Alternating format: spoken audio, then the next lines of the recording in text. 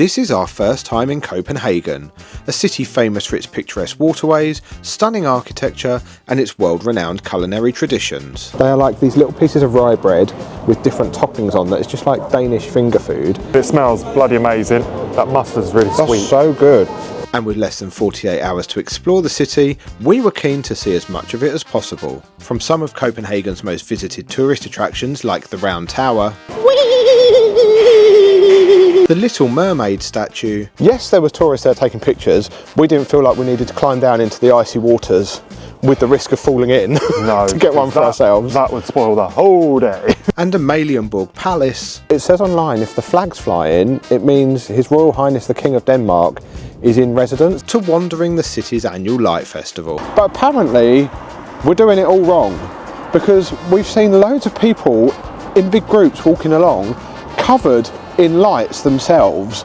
We also get to experience the Danish culture with an evening walk along the waterfront. You can literally jump in to the freezing cold river and then go and get in this floating sauna. I'm jealous. And create some hygge of our own over coffee. The Danish art of enjoying the good things in life with good people. But after seeing Copenhagen sparkle in the glorious winter sunshine on our first day, our second day in the city went a little differently. Well, now it feels like we're getting the authentic Danish experience, right? Look at this! With the snow falling heavier by the minute, we got to see this beautiful city transform into a magical winter wonderland. Josh used the excuse of escaping the snow to indulge in a Danish sweet treat. And I used the excuse of 2 days in Copenhagen to practice my Danish pronunciation. Stroget. The Rort Smorrebrod. Torve Holland. Sorry, Denmark. Join us as we begin our first day in Copenhagen at one of the city's most iconic landmarks, the Round Tower. Or as the Danish probably don't say, the Rort. So this is the first attraction we're going to be doing in Copenhagen. It wouldn't be us exploring a new city if we didn't have to climb a tower. No, but this one has a twist. Yeah, literally. Twist. You will in a minute. But at the top, there is an observatory. Mm-hmm. I don't know if it's open today, because I think that's only open certain days of the week, but the tower's open for the views. Which would be typical. But... Well, the views are still going to be good, especially on a nice sunny day like it is today. Mm-hmm. It's called the Round Tower because it's round, or in Danish it's called the Rundetarn. He's really butchering these, isn't he? let's go and get inside.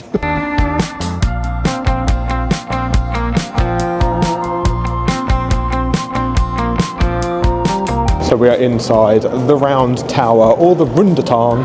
I'm going to keep trying. Keep trying. Now this was built in the 1600s, so we should be good. It's been here a few hundred years and it's stayed as it is. I'm going to say this is the best tower I've climbed. It's the easiest. And that's because there are no stairs in this tower. There is just a sloped, really wide ramp all the way to the top. And it was built like that so that horse and carts could get up here to take heavy goods to the observatory at the top, and also to transport the king to the top so he didn't have to get out of his horse and cart. I don't know if he was a heavy object or whether he was just lazy. The toilet. A toilet? Well, oh my god, that's very claustrophobic, isn't it? Oh, it's like an old latrine. That's if the lazy king needed a wee halfway up.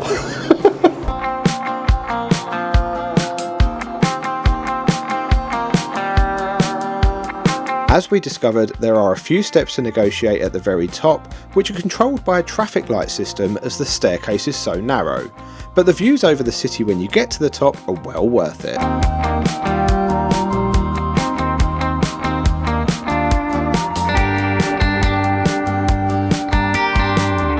If, like us, you're not really sure what you're looking at, they have these handy boards in each direction to show you some of the highlights. And we even got to peek inside the observatory and see the telescope.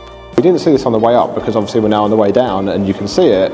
I'm assuming that's got something to do with the observatory because it's like the stars and the alignments of the planets maybe? Really cool. And speaking of going down, that's exactly what we've got to do. You feel like it should be easier going down, but sometimes it's not. So it'll be interesting to see whether we thought it was easier coming up or easier on the way back down. I don't know, going up was alright, but you do get a bit at the top. Yeah. But it's 7.5 times it goes round. Oh, Did not know that. Yeah. And also, just a note as well, it's much steeper on the inside than it is on the outside. So up on the outside. My child, ladies and gentlemen. It's worth mentioning as well, there's quite a few places to stop on the way up and down, and you can just sit, look at the view out the window. We done that on the way up. Watch everyone else struggle. No, we didn't. And also a ridiculous number of toilets. So if you pay to get in, make sure you use the toilets, because he paid like 5 kroner at the train station earlier to use them. The only weird thing is they've got humongous mirrors all the way around. So it's like you're looking at yourself in every direction. Check you haven't got any aerials. Well, I enjoyed the round tower, and I think for 60 kroner for both of us, that's probably one of the cheaper attractions here in Copenhagen as well. And it was the most enjoyable tower I've ever climbed. Yeah, because there's hardly any steps whatsoever, and we weren't out of breath when we got to the top for a change. Normally we need to take a minute at the top of the tower to just catch our breath, but this time we could just enjoy the views and then make our way back down and come into where we are now, which is the King's Gardens. Now, we can imagine this is probably absolutely stunning in the summer, but Perfect in summer. Even now though, on a nice sunny day in the middle of winter, it's still a nice peaceful place to come and wander around and see one of Copenhagen's royal palaces. First one of the trip.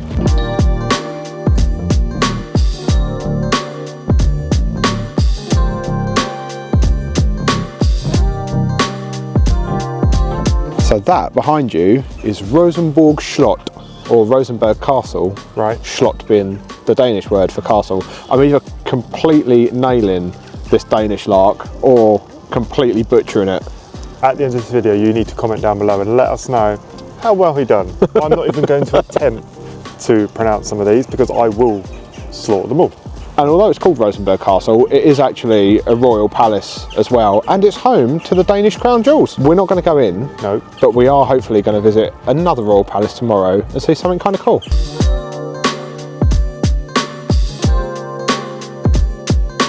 And just in case you were wondering how cold it is today, the water in the moat has started to freeze over. Yep. Oh. Got hit by a ball. He's not a footballer, don't let him kick it, it'll go over there somewhere. As I was saying, the water in the moat of the castle has started to freeze over, and there is still some snow on the floor from a previous snowfall. Yeah. And if we're lucky, we may see some snowfall tomorrow. I hope so. It'll be quite nice to see. Anyway, you hungry? Yes, I am. What are we eating? Lunch. Which is? A nice Danish lunch. Oh. Okay, so for lunch we've come to a place called Rort. It's probably the easier one. I've probably still said it wrong. And they are famous for a Danish classic called Smorrebrod. I do apologise to any Danish person watching this because I'm probably totally butchering these, but they are like these little pieces of rye bread with different toppings on that. It's just like Danish finger food. I think we've gone for their bestseller combo, which is tuna, avocado and something, egg, cauliflower and anchovies, which sounds very interesting. And then the other one is a chicken salad with celery and something else? Pickled cabbage. Now, the main reason we chose these is because of what they actually are. I mean, you don't even like cauliflower, so... Cauliflower's vile, so I'm intrigued. That's why we tried. They've got a very strong, potent smell to them. They have. I mean, they look really nice, they just smell very odd. And we're embracing the Danish culture even further because we are sat outside. It is 0 Celsius. But it's not cold. I'm not cold. It's not. The sun is amazing. I love the fact they just embrace sitting outside regardless of how cold it is. Yeah, although the seat is metal, so when I sat down, it's chilly. Yeah, that is true. It's got quite a sharp taste to it. I think that is the egg one. I actually really like that. I can't describe that, but it's got a sharp taste. Oh, it's like a posh Rivita. Oh, it's very hard. That's very hard. Yeah, like a posh Rivita. Yeah. I know what it is. I remember now reading on the menu, it's got pickled mustard seeds. Ah, mustard. It's mustard. That's the sharp taste I can taste. I like it. I'm not getting a strong taste of cauliflower. I can taste cauliflower or a strong taste of egg. Maybe it's the chicken one. No, I think that's definitely egg. It is definitely the egg one, yeah. I like it, surprisingly. Well, I enjoyed every single one of those, but in a shocking turn of events, the egg and cauliflower was my favourite. I mean, who would have thought? I mean, our least favourite, which I think we both agree on, was the chicken. Which we think was the one that actually had the anchovy in it, so it had like a fishy taste. It did, but it didn't have that unique taste, whereas the other two did. Yeah, the combination of avocado and tuna is not something we'd have thought to have put together before. We might recreate that when we get home. Yeah, or try at least anyway. Well, yeah. Probably not as good as it's going to be there. They were literally making them all fresh to order. And the good thing is, if you've got somebody with you that doesn't really want to try those things, it's in a massive place called Torvehollen, which has got loads of indoor eateries and different coffee shops and all different bits that you can go around, so everyone can choose something different.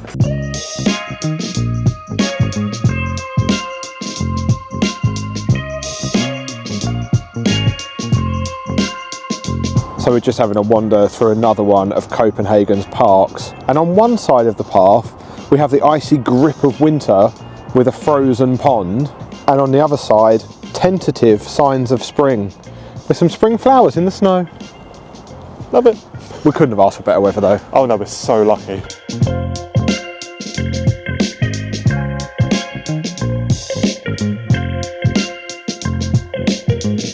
After retreating to our room at the Tivoli Hotel for a couple of hours to defrost, freshen up and recharge our batteries, we headed back out for an evening stroll along Copenhagen's waterfront in search of dinner.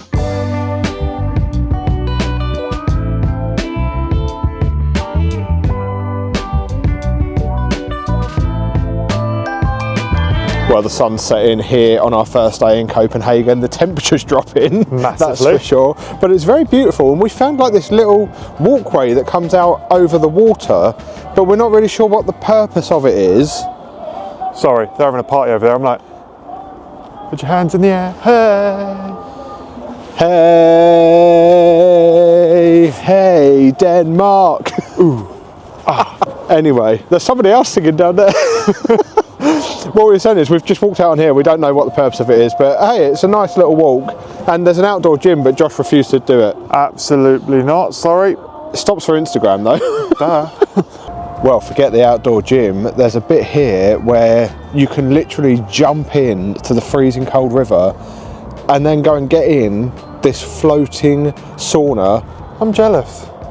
You can give it a go, I'm not stopping you. I could strip down to my boxes and do it. Are you going to though? No, because I've only got one fresh pair left for tomorrow. There you go, Josh, a little floating plunge pool made just for you.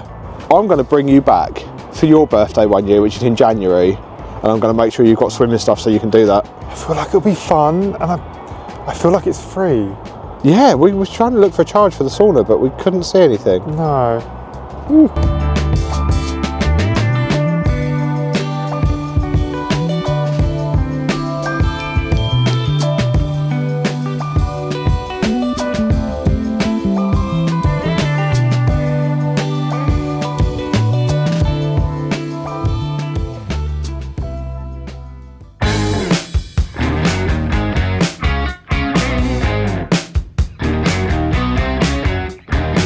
Oh, we've been looking forward to this all day long. I think I've been looking forward to this for about a year.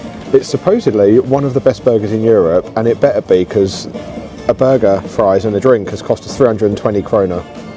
It'll be worth it.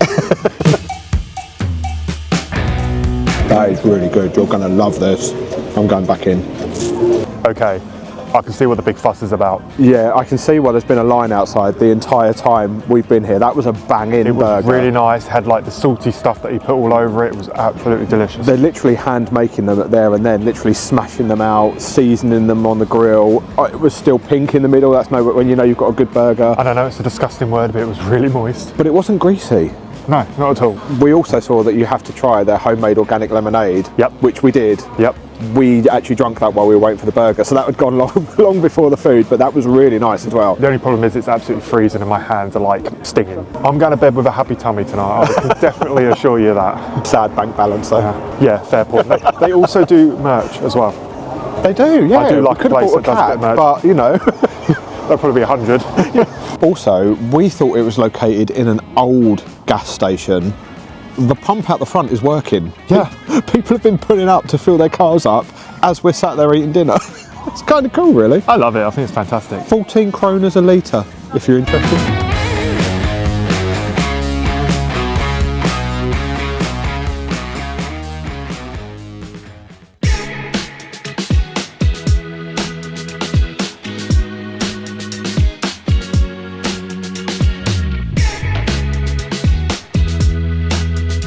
Every February, Copenhagen hosts its annual Light Festival, which is completely free to experience, and with installations across the city, it was the perfect way to walk off that burger and made the journey back to our hotel even more enjoyable. I mean, if Copenhagen isn't beautiful enough at night, I think having this Light Festival every year just kind of adds to it. We're really enjoying just checking some of them out on the way back to our hotel, but apparently we're doing it all wrong, because we've seen loads of people in big groups walking along covered in lights themselves. It's really cool. We were like, first of all, we were like, is this just something they do in Copenhagen? But of course, no, it's for the Light Festival. And then we noticed that all of the groups are walking along carrying glasses of mulled wine.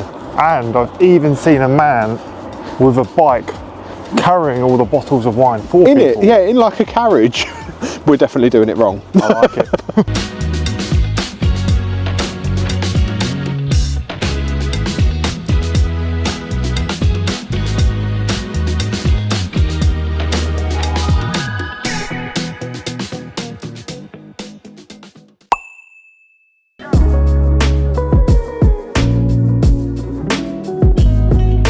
To start our second day in Copenhagen, we found an espresso house close to our hotel for coffee and breakfast, which was the perfect setting to formulate our plan for the day.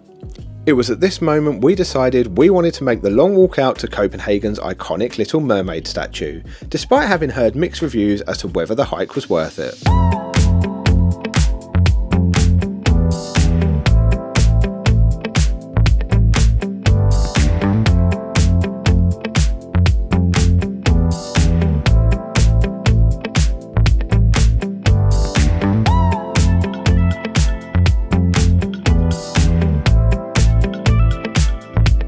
Now obviously we couldn't come to Copenhagen for the first time and not make our way out to see the very famous, very iconic Little Mermaid statue. Now we'd heard a lot before we came here that it's a very underwhelming, very disappointing experience, and that it's often packed with crowds of tourists. You can't get anywhere near it to take a photo, and that the walk out here is very long and very boring, and there's nothing else out here to see. Now we didn't believe that, so we thought, we're going to do it. I mean, sometimes as tourists, there's just things you have to do when you go to certain places, right? And this was one of them for us. And we're really glad we did. Yes, there was tourists there taking pictures. We didn't feel like we needed to climb down into the icy waters with the risk of falling in to get one for ourselves. That would spoil the whole day. But we really do disagree with the fact that there's nothing else out here and it's a very boring walk, because that is not our experience at all. We've walked all the way out here, walked past a lot of stuff that on the way back we're going to look at in a little bit more detail and just show you how much actually there is to see on this walk and how glad we are that we've done it. I mean, I guess it's down to the individual really of what you're interested in, but the things we saw, we really like that. So, and that's despite the fact that it's -3 Celsius and there's a risk of snow. Yay!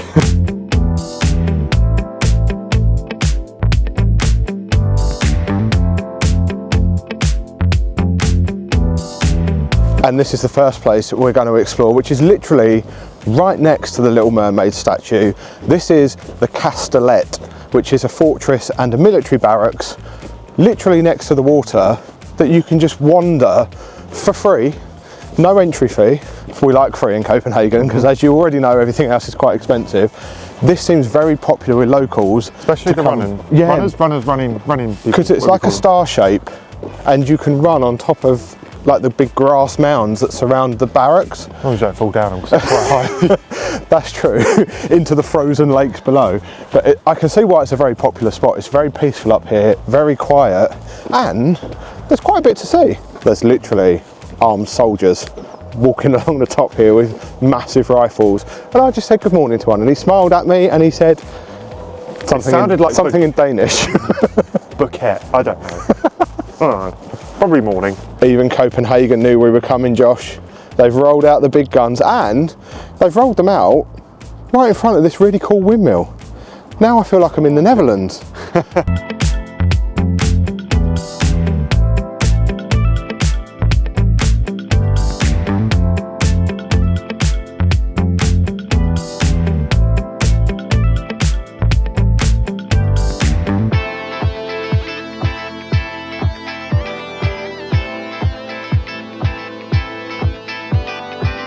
Our next stop was Frederik's Church, also known locally as the Marble Church, despite not actually being made from marble. It was inspired by the St. Peter Basilica in Rome and is home to the largest church dome in Northern Europe. Not wanting to be outdone by the outside, the inside of this church is equally as impressive, and the requirement for everyone to be silent creates a unique atmosphere right in the heart of bustling Copenhagen.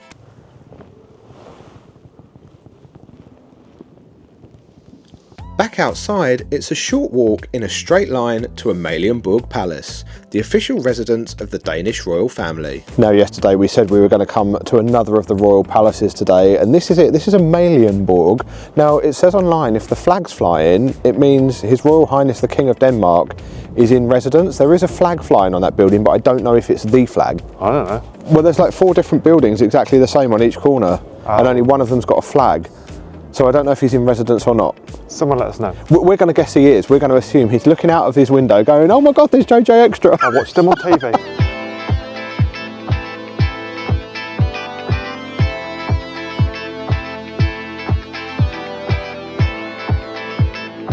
Living not far outside of London, this was both a strangely familiar yet uniquely Danish sight.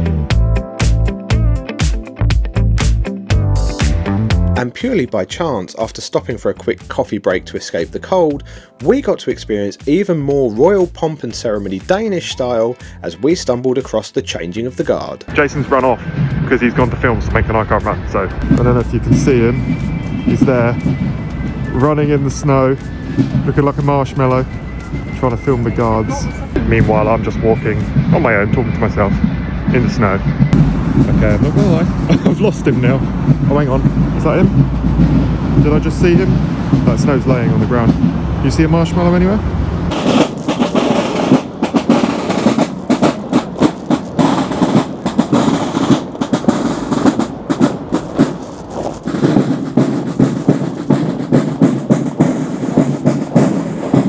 It was at this point the Danish weather decided to throw us a curveball. Well, now it feels like we're getting the authentic Danish experience, right? Look at this! It started off light and now it's not light anymore. Not light, and it's starting to lay, as you can see on the chairs and slowly on the floor. But we're going to embrace it anyway and hope our flight doesn't get cancelled. Could you imagine if it We can't afford to stay here another night. No. Oh, are we going to build... What the hell do I look like? What's this all about? My hood is all the way back here. What is going on? I can't even dress myself. There you go. Thanks.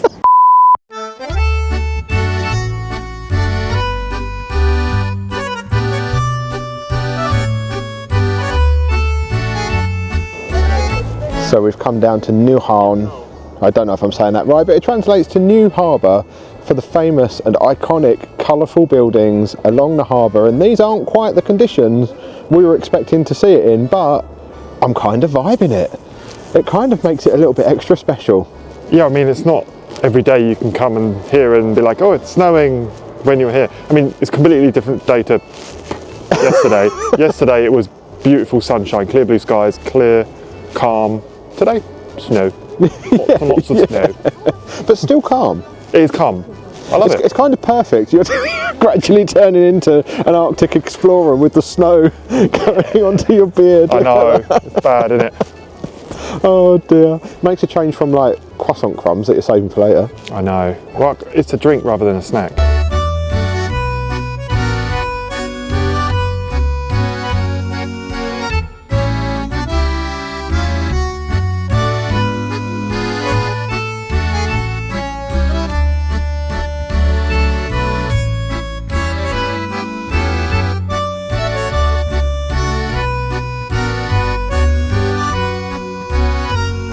It's really cool to just wander Copenhagen and see some of the sights we saw yesterday with the clear blue skies and the sunshine in the snow today.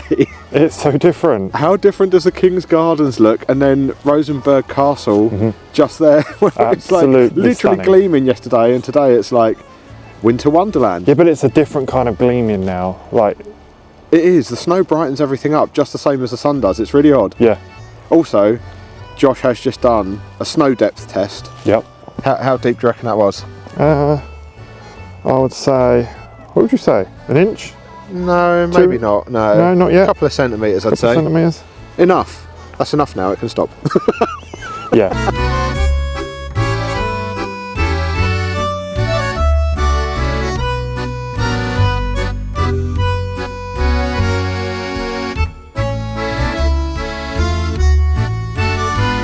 Now Josh saw these pancake balls yesterday when we visited the Round Tower and he really wanted to try them, so it seemed like the perfect excuse to escape the snow for a little bit and stand under this little covered bit and try some pancake balls. Now it was 6 for 79 krona. Is it krona? One of the cheaper things actually, I think we probably had here. So I mean, it smells bloody amazing. It's kind of fitting with the weather at the moment. They've got some sort of like hot fruit jam and powdered sugar on them, and they come on little skewers. So we get 3 each on a little skewer. And we got a little souvenir. Little Danish flag. I'm the type of person that likes to keep that kind of stuff. So he will, yeah. In my pocket, that will go. Well, I hope these don't disappoint you. I hope they don't. Well, I don't think they're going to. It looks like the snow's laid on them. Oh wow, they're very heavy.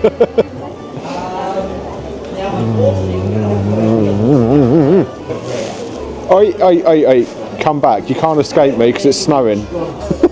Whoa. If you like jam, you're going to love that. Oh no. This feels like a challenge. It's like a snowman. Open wide.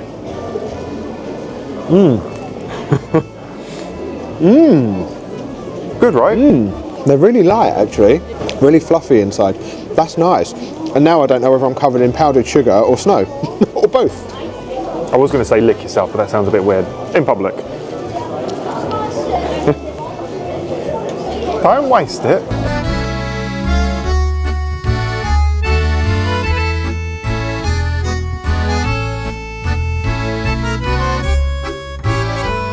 As we made our way down Strøget, the longest pedestrianised shopping street in Europe, towards Copenhagen's central station, there was one iconic Copenhagen food item we just had to try before leaving.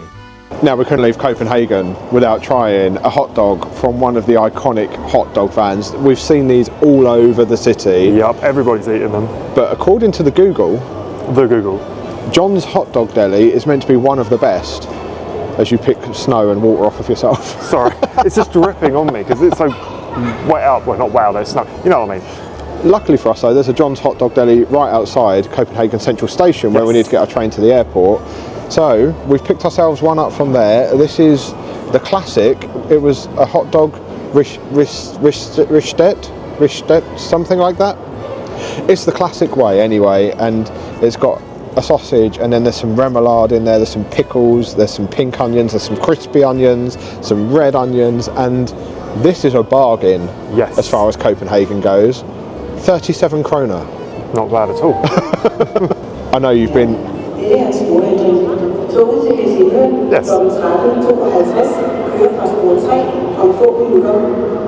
She doesn't speak Danish as good as me, but she speaks better English. Okay, now she's finished. You can try it. Thank you very much. What way do I want to go approach? I know you've been looking forward to this all weekend. Oh. Good time, but a messy time? I thought it was just going to taste like a frankfurter, but it doesn't. It's not a frankfurter sausage, I don't think. It's a different sausage. You can get ones with frankfurters, but that's not one of them. That's cheaper than a coffee, yeah?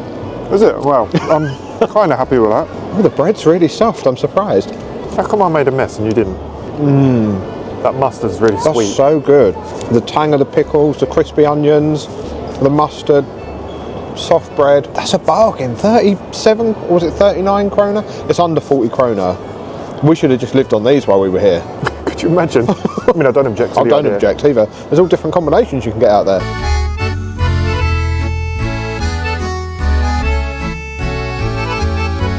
As we sat on the train back to the airport to catch our flight, we learned that Danish public transport doesn't grind to a halt at the sight of a bit of snow.